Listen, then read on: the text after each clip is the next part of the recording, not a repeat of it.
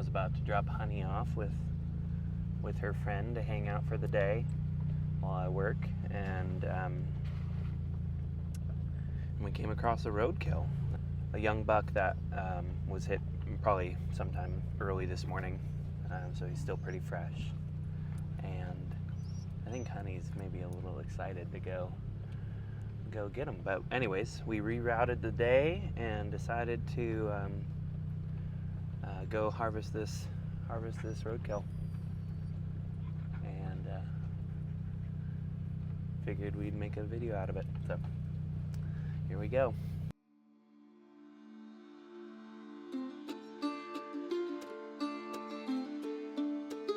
Poor guy. The sad reality of the modern world. Unfortunately, we have a lot of innocent bystanders in this world, so let's see if we can't get him in here.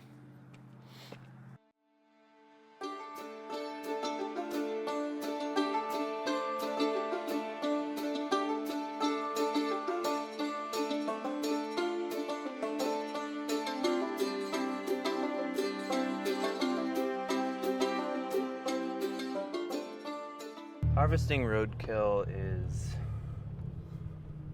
always bittersweet, you know. It's so tragic that in our modern world we have so many different species that are negatively affected by our current civilization. But on the other hand, especially in states like Montana, it's legal to harvest, and this guy's gonna be feeding us for a good while, feeding more than just me, but friends of mine as well. And so I'm really grateful every time I find a roadkill. Ultimately, the heaviness is real, and also there's celebration in it too.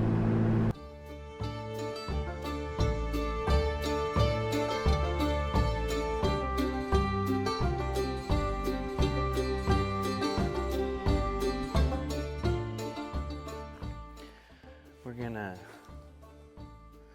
process this beautiful boy up on a tarp just to kind of streamline the cleanup. And normally when I'm in places that allow it, I like to leave just leave whatever I'm not gonna harvest for Honey, and she knows that. Hey, wait your turn. Wait your turn. Go. Thank you. But this isn't really a spot where we can leave a gut pile laying around just because of grizzlies mainly are in the area. So we want to make sure we tidy up afterwards. And if you are at all squeamish and feel uncomfortable with this the potential of seeing this animal opened up and seeing blood and guts and all that, then now would probably be a good time to change the channel, so to speak. But we're here to honor this guy's life. Thank you so much, buddy. Thank you so much for going back into the cycle and not just withering away on the side of the road. You're going to feed many mouths, fill many bellies, many times. I'm really grateful. Thank you. So, one of the first things I look for when I'm harvesting roadkill is how fresh is it?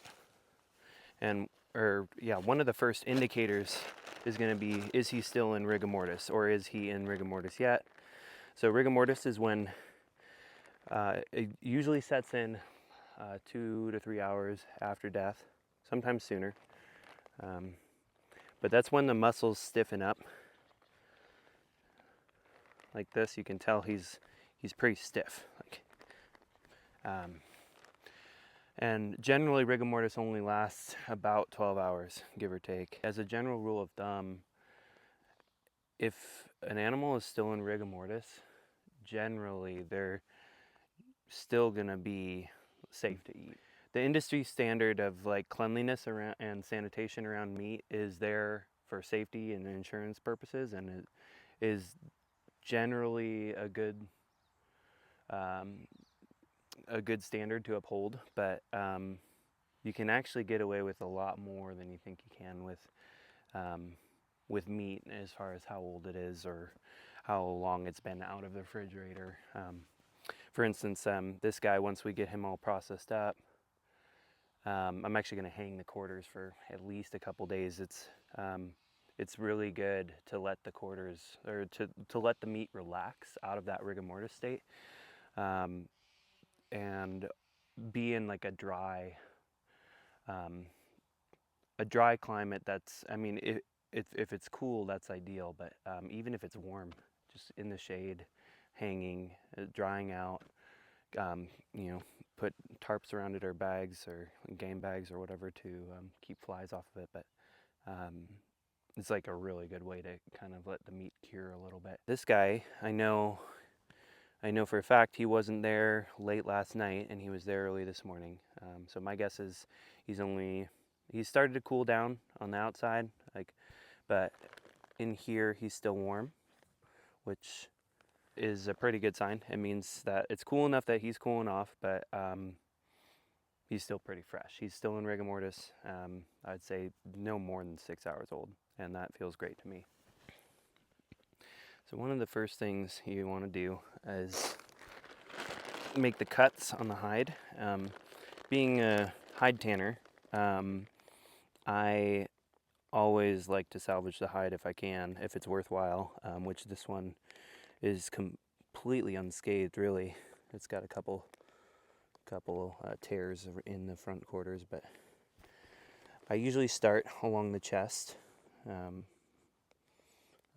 But you can start at the back legs or front legs or wherever, really. But when I'm harvesting a hide for tanning, I always cut down the belly and never cut down the back. A lot of hunters, even a lot of people have this like idea that that's the way you cut open an animal to get at the meat. It's like the cleanest way or something.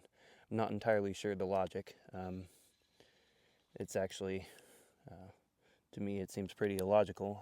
It really ruins the hide as like a whole. You can still tan it in sections, but it's really as a whole hide. If you want to use it as a fabric for clothing and whatnot, some of the best part of the hide is in the back, so you don't want to just cut that right down the middle. So you want to come in on the belly, and just like a zipper on a jacket, you want to undo it, open them up, and then basically what we're going to do is we'll cut around each leg, kind of at the joint, and then cut down the front of the front legs, and we'll cut down the back of the back legs all the way around the anus, and then we'll bring this cut around the genitals here, and it'll all meet up back there.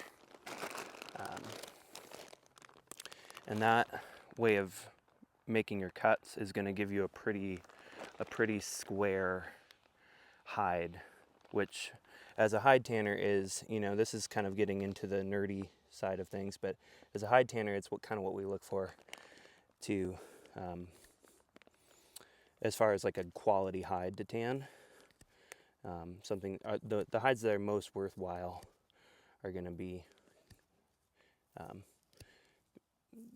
cut in that way, or like skinned off the animal in that way. And the only thing you really need for this process is a really sharp knife.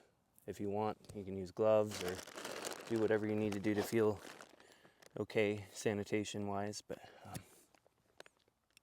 yeah, really all that you need is a nice sharp blade, which mine's pretty sharp, but it looks like it could even use a little touch up here.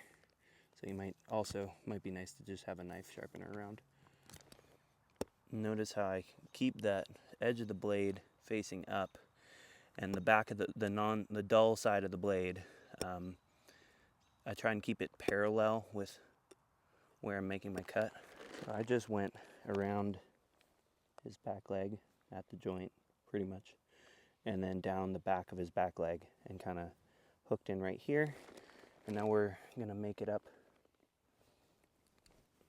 around and up the tail, and we'll go around the anus.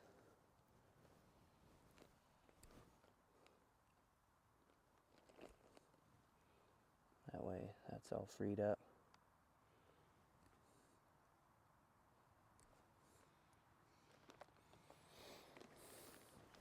And we'll do the same on this leg.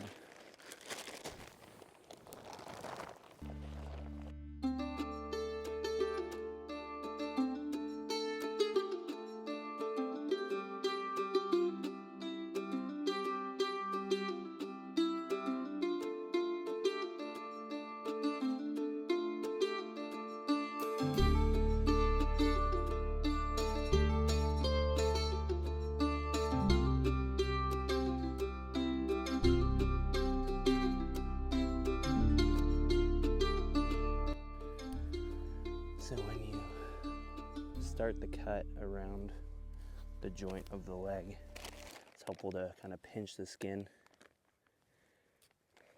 so that your knife has something to bite into.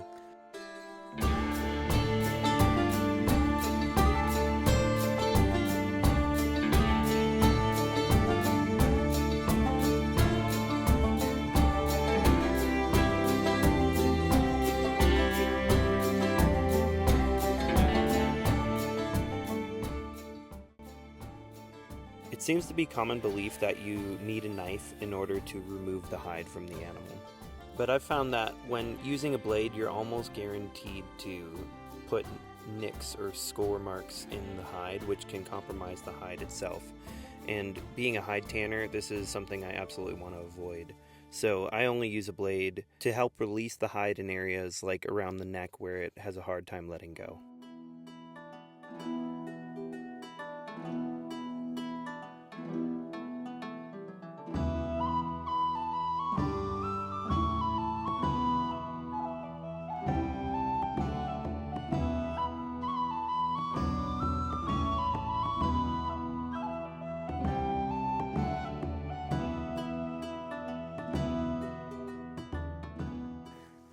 So we're gonna harvest these quarters first of all, which is pretty straightforward.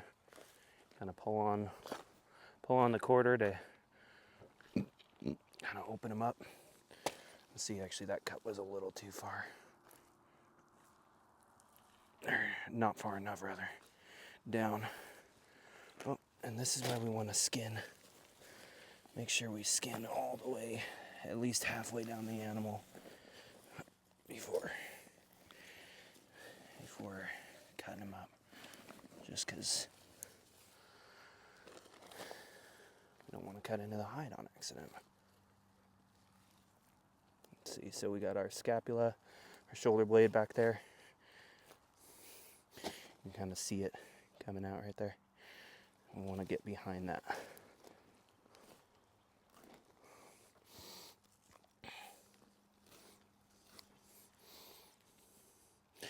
Now, the fact that this guy's still warm in here, you know, like I said, he was cool to the touch on the outside, but still warm in here. Looks like he broke right at the joint there.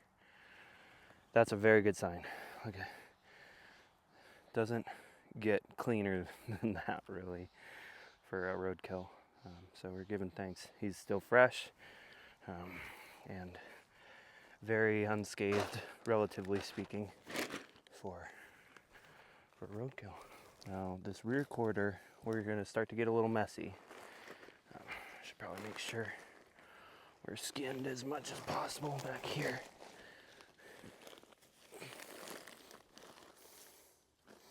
Honey, are you ready? You want something?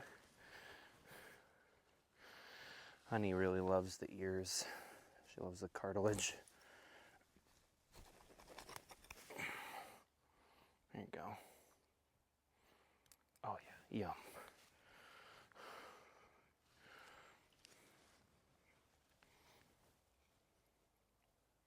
Is that yummy?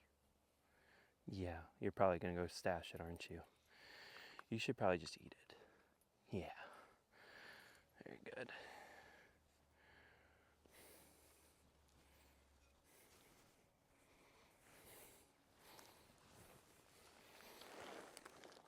So same thing with the rear quarter. And come in, and this connective tissue, this fascia here, is what you kind of want to follow. And if you go slow, you can see, like, the muscle will guide you. You can kind of follow in between, and it's all right if you don't like get it exact, or if you cut into a muscle or a nice steak or whatever. You know, that's how we learn. To be a little more concise, I like to just apply tension by pulling back on the quarter, and that will reveal the connective tissue. And when you place the sharp edge of your blade on the connective tissue while applying tension, it should release pretty easily. The most tricky part about removing the hind quarter is right here at the hip joint. And it's a little hard to tell, but the ball actually has a tendon connecting it to the socket, and you kind of have to open it up and get your knife in there in order to release it. There we have it.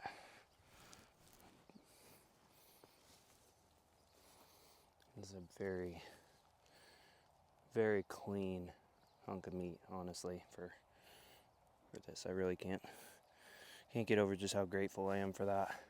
You know, it's bloody, but that's no big deal. It's amazing. Giving thanks. Now moving on, it's time to harvest the backstrap.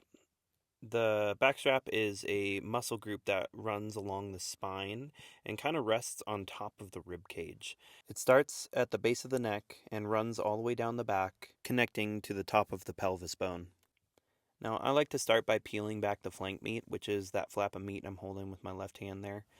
And it's not absolutely necessary in order to remove the muscle, but it helps to reveal the backstrap and where it connects into the top of the rib cage. After peeling back the flank meat, you can pretty easily get your fingers in between the backstrap muscle and the top of the rib cage, and this will start to release the muscle from the ribs. Certain muscle groups like the tenderloins and the backstraps can actually be removed without ever using a blade, but I find it helpful to have a nice clean removal of the muscle. So first I like to start by making an incision along the spine, and I'll also get my blade in between the ribs and the muscle. Then I'll work my fingers into where the spine meets up with the rib cage, which sits almost at a 90-degree angle, and it can be kind of tricky to get a blade in there, and so oftentimes I just use my fingers and leverage to get the muscle to release from that point. And of course, coming to where the muscle connects to the pelvis bone and at the base of the neck is when the blade actually becomes most useful. You can tear it right out of there, but it'll just be a little messy. So usually at some point after I've released the muscle a little bit, I'll make a cut right where it connects with the pelvis bone, and that releases the tail end of the backstrap. So after you free up the muscle from the pelvis bone, you can kind of grab it at the tail end and use your blade to cut away whatever is having a hard time releasing, and work your way all the way up to the bottom of the neck where it ties in underneath the muscle group of the back of the neck. And it's helpful to get your blade underneath the backstrap and bring it all the way up to where it's connecting to the base of the neck in order to cut it out. And for those of you who aren't aware, the backstrap is arguably one of the choicest cuts of meat that there is. So it's always nice to get a nice clean backstrap off a roadkill. Next, it's time to flip him over and basically do the same thing on the other side.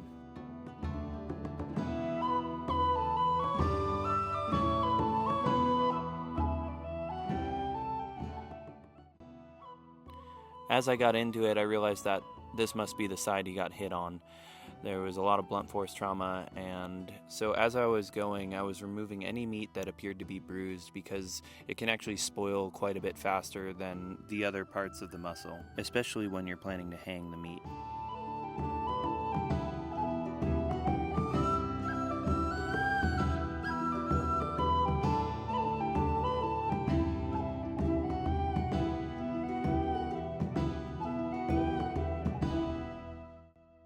Even still, there was very little meat on this side that I wasn't able to harvest. Now with the hide fully removed, you can see its nice symmetrical shape, and the best part is it doesn't have a single score mark on it.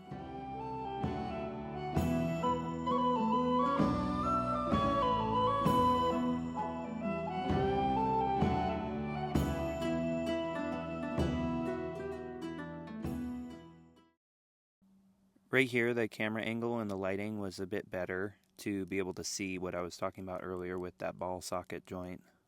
After finishing up with the hindquarter, it was time to harvest the neck, which is a little tricky using only a knife, but it can be done. Essentially, what you want to do is find the pivot point of the vertebrae that you want to cut between and start cutting away the meat around those vertebrae. And once you can see the vertebra, you can put the point of your knife into the creases where they connect and kind of cut around in there until you cut free the tendons and ligaments that hold it all together.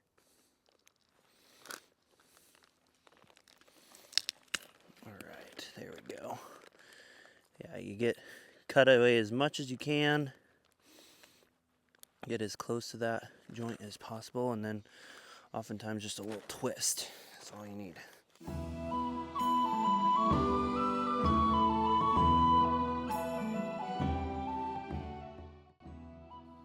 In order to remove the head and esophagus from the neck, we want to first come in at the base of the skull or top of the neck and cut away the meat around the base of the skull until we expose where the vertebra connects with the foramen magnum or base of the skull, and then make an incision down the neck in order to create a space for the esophagus to escape, and then we should be able to twist and make the final cuts and separate the neck from the head and the esophagus.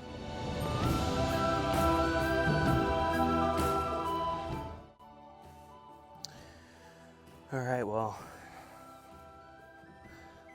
that's a good spread for not having much meat in the freezer this morning. That can change real quick when you find a nice fresh roadkill. Thanks for watching, y'all. I hope that this is informative and helpful and maybe even encouraging for those of you who are maybe interested in trying to harvest roadkill but haven't had any exposure or experience, or just like aren't sure of how to go about it, where to start.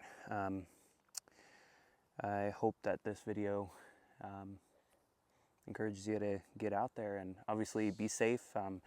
Don't try and harvest in areas where like there's no shoulder and on the freeway, or be mindful of different states have different laws. Some states don't, it's illegal to harvest roadkill. Up here in Montana, all we got to do is call it in. Anyways, thank you for watching, and yeah, hope you enjoyed.